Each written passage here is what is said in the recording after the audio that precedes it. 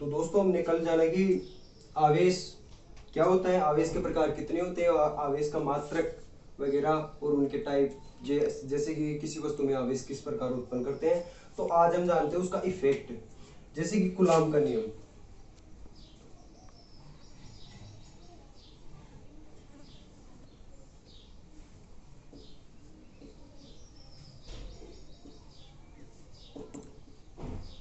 अब कूलाम का नियम क्या होता है कि जो आवेश होता है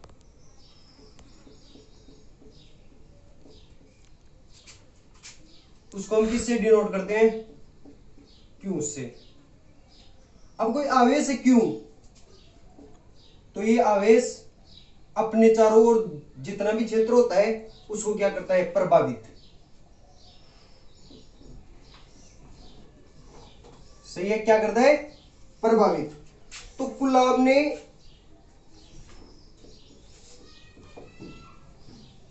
नामक वैज्ञानिक था, तो उसने एक नियम दिया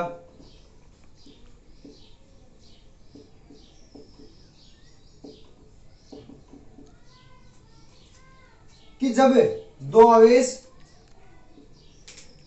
Q1 और Q2 मानते हैं और उनके बीच में मान लीजिए कि डिस्टेंस R है, तो इस नियम के अनुसार इन दोनों के मध्य जो आकर्षण और प्रतिकर्षण का बल लगता है ना, F, इसको क्या F12 और ये F21, ये किसके अनुक्रमानुपाती होता है, F प्रोपोर्शनल टू इन दोनों के Q1 और Q2 के परिमाण के गुणनफल के बराबर होता है। और किसके व्युत्क्रमानुपाती होता है, तथा F प्रोपोर्शनल टू 1/r²। तो हम इसको किस प्रकार लिख सकते हैं, टोटल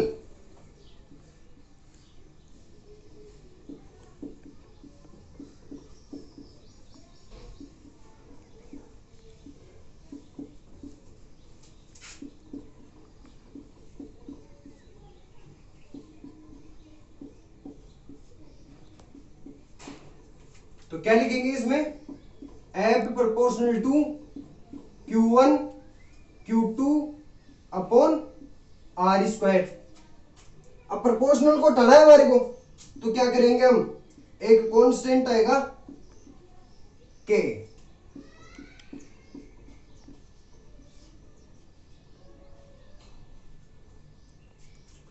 तो ये K यहां पर क्या होता है, एक नियतांक। अब इसका भी कुछ मान होता है, K बराबर 1/4πε0, ठीक है।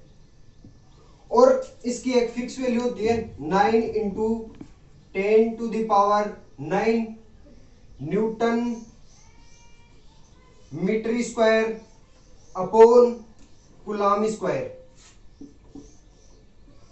तो इसकी ये फिक्स्ड वैल्यू। तो अब इसमें ये देखते हैं कि K, जो K एक समानुपाती नियतांक होता है, तो एक किस पर निर्भर करता है, माध्यम की प्रकृति पर, कि दोनों आवेश किस माध्यम में रखे हुए हैं, कि निर्वात में रखे हुए हैं या फिर कुचालक माध्यम में। अब देखिए कि निर्वात में जो फोर्स होता है ना, कूलाम बल F, ये सबसे अधिक होता है और कुचालक माध्यम में इससे कम होता है, और फिर सुचालक माध्यम में क्या हो जाता है, ये 0 हो जाता है। तो K किस पर डिपेंड करता है, किस पर निर्भर करता है, माध्यम की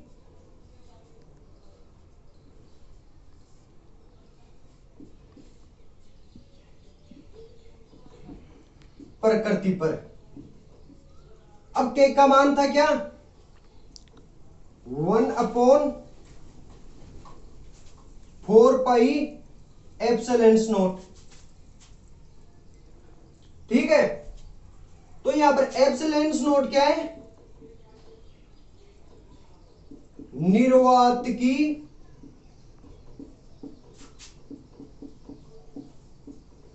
सापेक्ष विद्युतशीलता,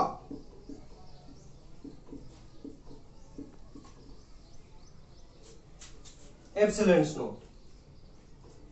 ठीक है, और इसकी भी एक फिक्स वैल्यू आती है। क्या इससे कैलकुलेट करते हैं हम कैसे, के की वैल्यू ये थी 9 इंटू 10 टू द पावर 9, तो एप्सिलॉन नॉट की वैल्यू आती है यहां से 8.85 इंटू 10 टू द पावर -12। तो हम यहां पर एप्सिलॉन नोट का जो मात्रक नोट करते हैं वो क्या आता है, देखिएगा कूलम स्क्वायर कि के क्या है, के समानुपाती 1/एप्सिलॉन नॉट की व्युत्क्रमानुपाती है, तो इसका मात्रक क्या हो जाएगा, उल्टा हो जाएगा, तो न्यूटन मीटर स्क्वायर।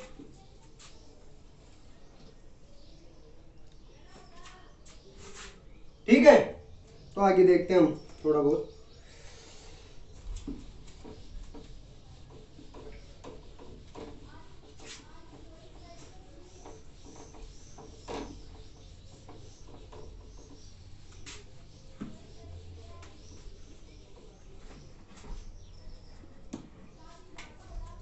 अब देखिए F क्या है हमारे पास में, F बराबर के Q1 Q2 upon R square. ठीक है, एक बार हम मान लेते हैं कि Q1 बराबर Q2 बराबर 1 कूलम और दोनों आवेशों के मध्य दूरी R 1 मीटर। ठीक है, ये मानते हैं, तो दोनों के मध्य फोर्स क्या हो जाएगा, F इज इक्वल्स टू के, एक और एक का स्क्वायर। ठीक है, तो F यहां पर क्या है, क्या आ गया, के की वैल्यू के बराबर, के न्यूटन, और के का मान क्या था 9 इंटू 10 टू द पावर 9, और ये आ जाएगा न्यूटन। तो अब हमारे को इससे एक डेफिनेशन पता चलती है कि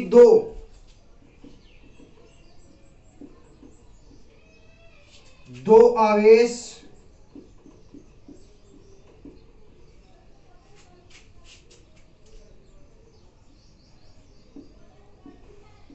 जिनका परिमाण एक है, Q1 Q2 is equals to 1 coulomb, एवं दोनों 1 मीटर की दूरी पर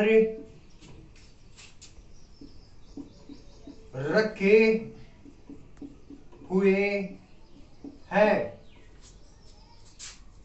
तब उनके मध्य बल कितना होता है,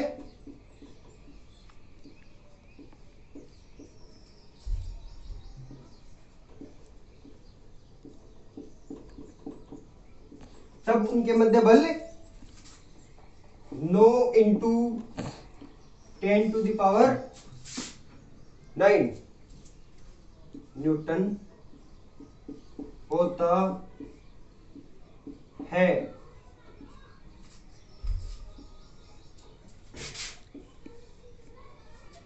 तो ये हमारे को, जब हमने Q1 Q2 का मान क्या लिया, एक एकांक और R 1 मीटर, तो हमारे को बल का मान क्या प्राप्त होता है, 9 इंटू 10 टू द पावर 9। तो फोर्स किसके इक्वल हो गया, के मान के इक्वल। ठीक है, अब आगे देखते हैं।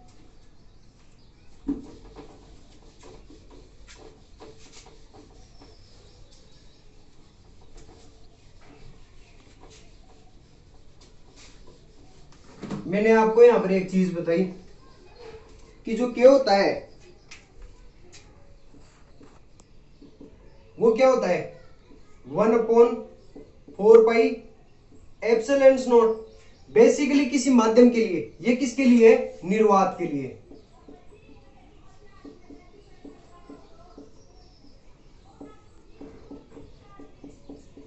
अब कोई माध्यम आ गया, माध्यम, तो माध्यम में के की वैल्यू क्या आ जाएगी?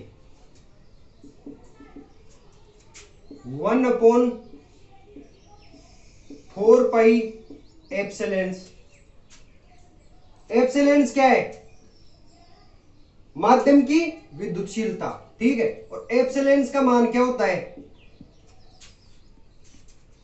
एप्सिलॉन नॉट और एप्सिलॉन आर।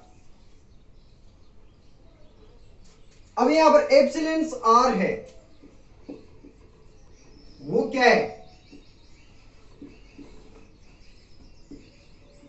माध्यम की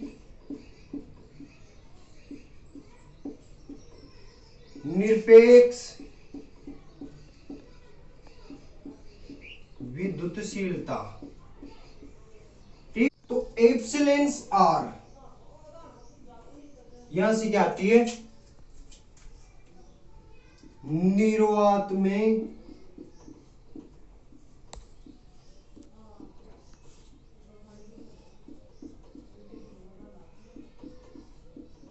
आवेशों के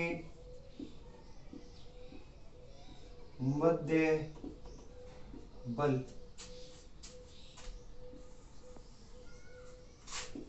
एफ और अपॉन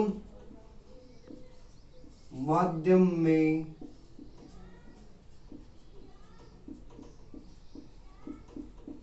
आवेशों के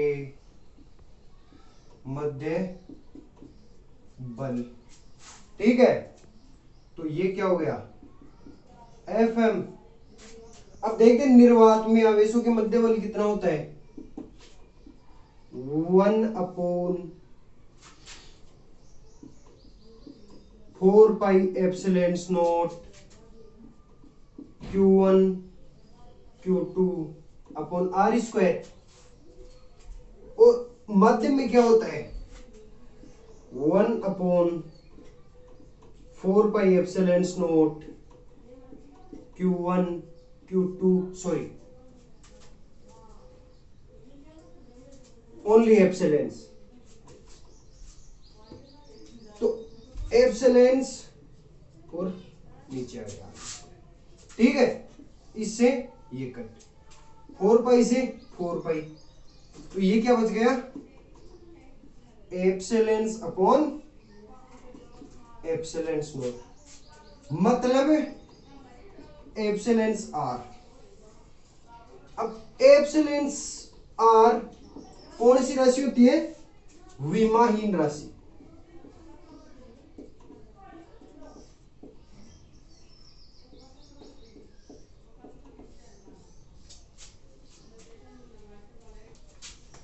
तो बल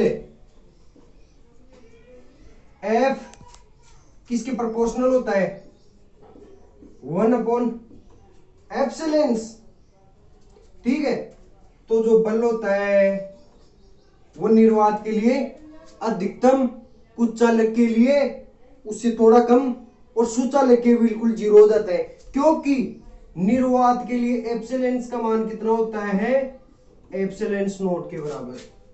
मतलब एप्सिलॉन आर यहां पर क्या हो गया? 1, और कुछ चालक के लिए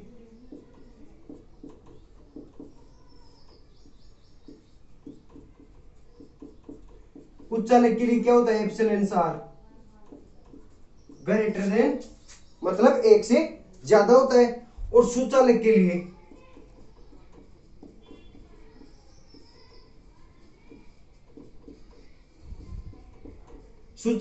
क्या होता है? एप्सिलॉन आर इनफाइनाइट, मतलब अनंत। तो सुचालक के लिए हम बल देखते हैं, तो बल देखें तो सुचालक के लिए F इज इक्वल्स टू 1/अनंत। तो F क्या हो गया? 0 हो गया। तो सुचालक माध्यम के लिए हमेशा बल दो आवेशों के मध्य क्या होता है, 0। तो अब हम कुछ माध्यमों के लिए जो माध्यम की निरपेक्ष विद्युतशीलता है उसको देखते हैं।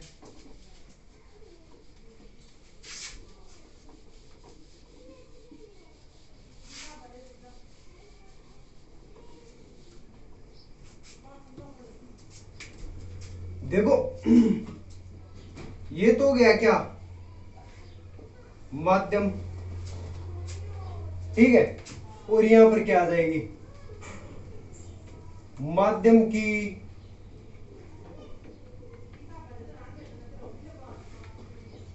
निरपेक्ष विद्युतशीलता, ठीक है। तो यहां पर माध्यम हवा लेते हैं, तो हवा के लिए 1.0058 होता है। अब जैसे कांच ले लिया, कांच के लिए क्या होता है, 5 से 10 के बीच में होता है। अबरक इसका क्या होता है, 3 से 6। अब माध्यम बहुत सारे होते हैं, तो अबरक के लिए ये होता है। और आगे देखते हैं कि जो फोर्स होता है कूलाम बल,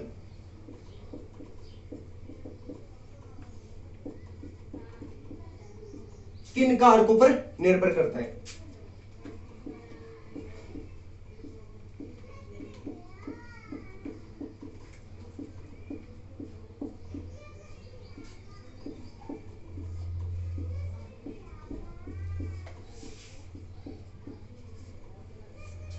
तो इसमें पहला देखते हैं, पहला क्या होता है कि कूलाम बल वहीं पर लागू होता है जहां पर आवेश स्थिर होता है। आवेश गतिशील नहीं होना चाहिए, गतिशील होने पर वहां पर एक बल और काम करने लग जाता है, चुंबकीय बल, ठीक है। तो आवेश कूलाम बल लगने के लिए आवेश क्या होना चाहिए, स्थिर होना चाहिए, गतिशील नहीं होना चाहिए।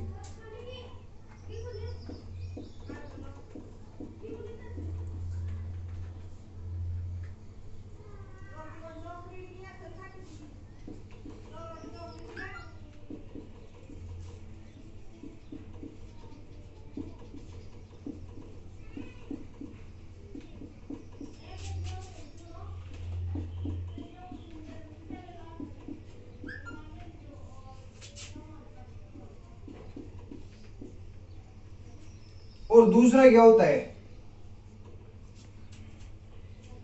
कि जो आवेशों के मध्य बल होता है उसकी रेंज, मतलब परास कितनी होती है कि वो कितनी दूरी तक लगता है। कूलाम बल 10⁻⁻15 मीटर की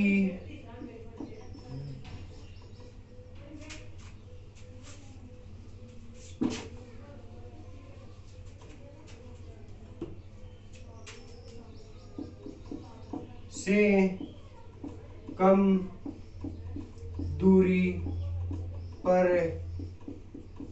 लागू नहीं होता, क्योंकि इससे परास में नाभिकीय बल भी लगता है।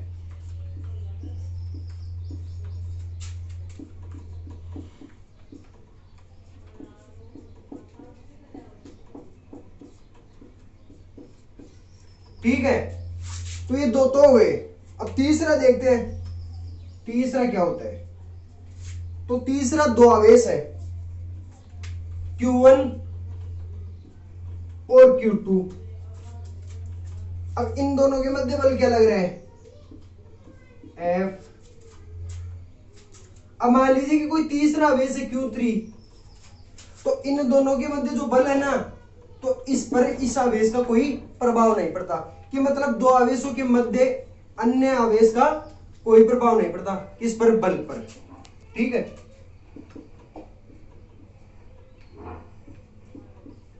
दो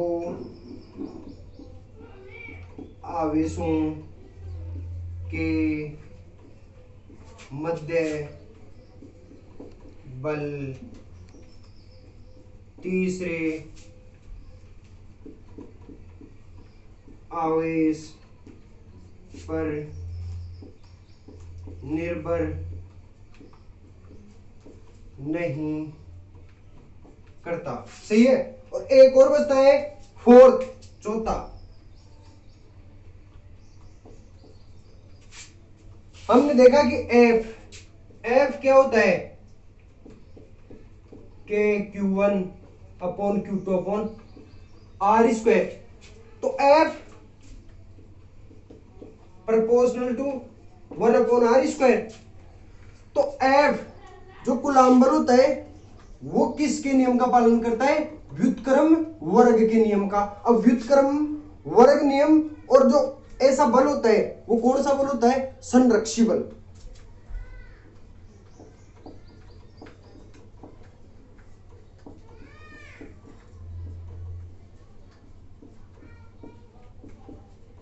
व्युत्क्रम वर्ग नियम का पालन करता है, अतः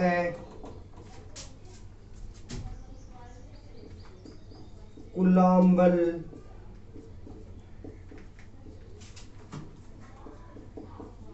संरक्षी बल